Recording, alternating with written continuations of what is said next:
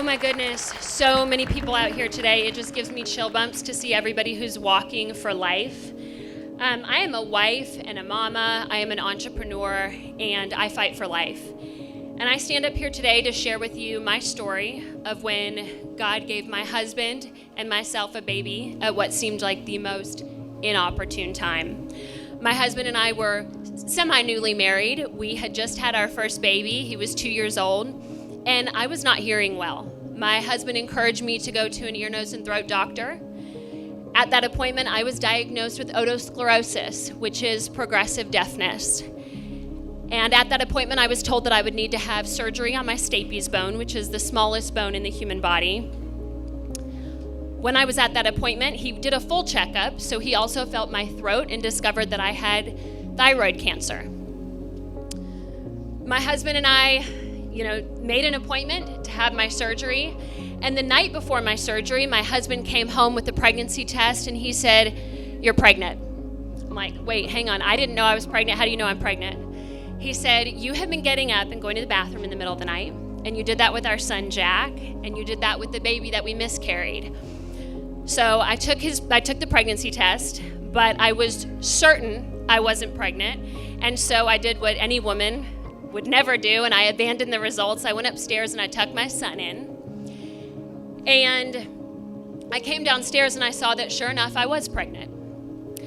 So we were elated and we were also terrified because this was the 1 month that we could not get pregnant. That night at 9 o'clock at night, my husband and I got on the phone with my anesthesiologist and my surgeon, and they told us that we would be able to adjust anesthesia to make sure that myself and baby were safe. We went in for a full thyroidectomy. And guys, when I tell you that God is good, I mean that God is great. My surgeon and his nurses laid hands over my body before they wheeled me back. And I woke up from a successful full thyroidectomy. And my baby was safe.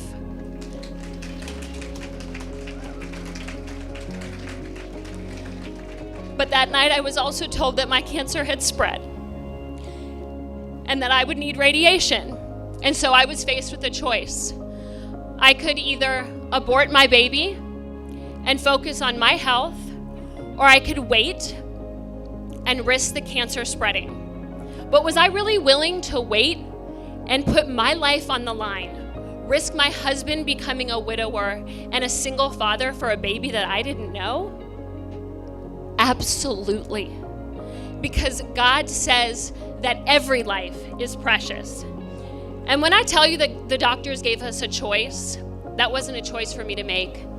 God made that choice for me when he told my daughter that she was fearfully and wonderfully made. When he knit her together in my womb, he didn't make a mistake because he doesn't make mistakes. I also believe that a life inside the womb is not worth any less than a life in a mother's arms. So we gave my life and hers to Jesus. And at 9 months, I delivered a beautiful baby girl, 7 pounds, 8 ounces, and I breastfed her for 2 months. And then I began a process of ridding the breast milk from my body so that the radiation would attack my cancer and not the breast milk. And then I gave my brand new baby girl and my 3-year-old boy to my husband, and I started my treatment. I am cancer-free today.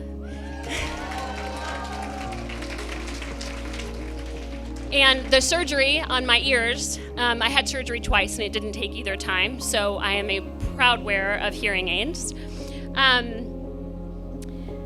In recent years, this story has gained publicity in the conservative Christian movement, and I've had the opportunity to share this story.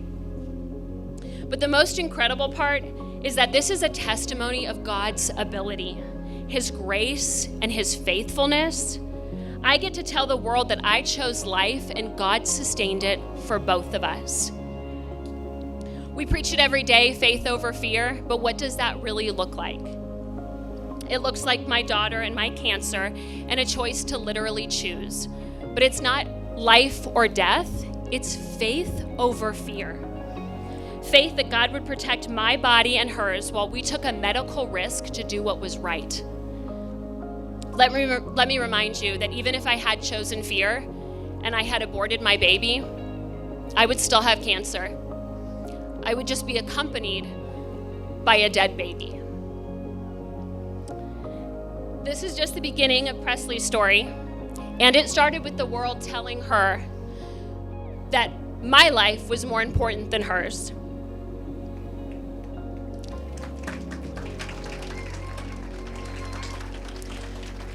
But today I get to cherish the life that God gave me in what seemed like an inopportune time, and it worked out to be a story for His glory.